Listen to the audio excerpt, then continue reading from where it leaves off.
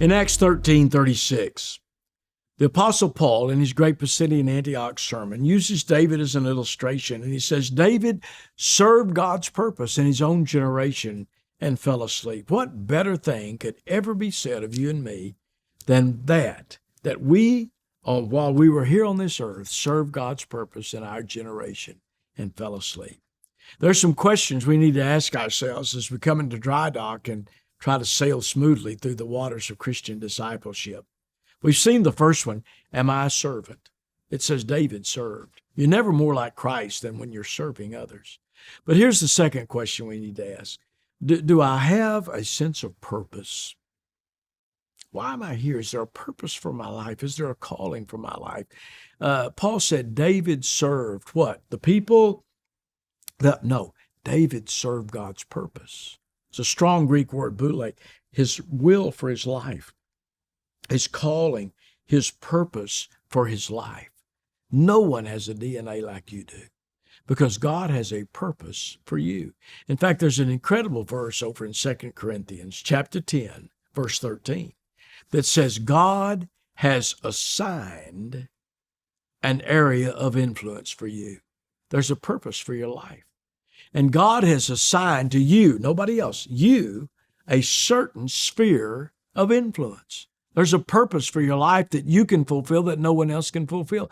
And you know, when Paul wrote that to the Corinthians, those Greeks in Corinth would have immediately perked up their eyes and seen that when he said God assigned this area of influence, because it's the same Greek word that they were very familiar with because of those Grecian games.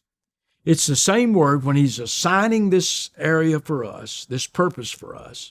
It's the same word that we use to describe the lanes on a track, those Grecian relay games. Track meets today. You'll note the field, that field that's 400 meters around, but it's striped with 8 lanes. And when you run a 100-meter race or a 200-meter race or a 4x100-meter relay, you are assigned a lane in which to run.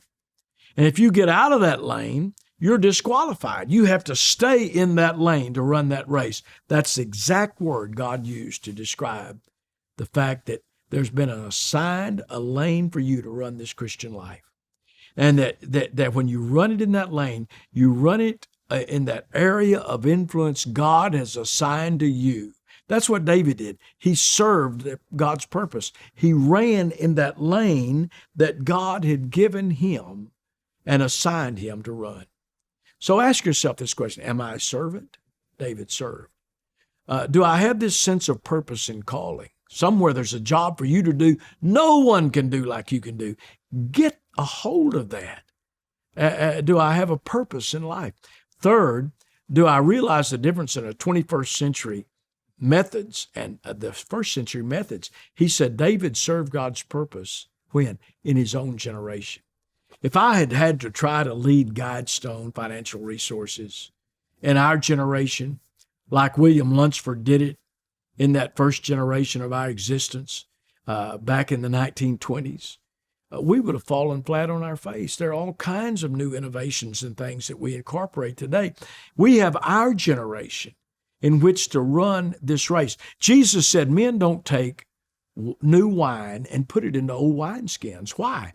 Because that new wine, that the gases are being expanded and it's releasing its gases, it's expanding. You put them into those old wineskins that are brittle and have lost their elasticity, and when they're expanding, they'll break that skin and the wine will be lost and the skin will be lost. Jesus said, you take new wine and you put it in new skins that have elasticity and all will be preserved. The wine is our message of the gospel. It never changes. The skins are our methodologies. So you want to be used of God? Are you a servant? Do you have this sense of purpose? Are you a contemporary servant in your generation? There's a final word. Do you have an eternal purpose? He said David served God's purpose in his own generation and fell asleep. Just a euphemism that means he dropped dead. And the book of Hebrews tells us in chapter 9 that it is appointed unto man once to die, and after that, the judgment. Do you have a sense that as you go about your business, in your neighborhood, at work, wherever you may be, that you're encountering people every day without Christ, lost without Christ. These 4 questions are vitally important. Think about Jesus. Was he a servant? He humbled himself and became obedient unto death, even the death of a cross. Did he have a sense of purpose? Listen to him at Sychar. When they brought him lunch, he said, I'm not hungry. My meat, the thing that sustains me, is to do the will and the purpose of him that sent me. He served God's purpose. Was he contemporary in what he did? He changed everything. He changed the day of worship. He changed the way of worship. Did he keep an eternal purpose? In Luke 19:10, he said this, I came, why? To seek and to save those who are lost. Be a servant. Serve God's purpose in your generation and keep an eternal purpose.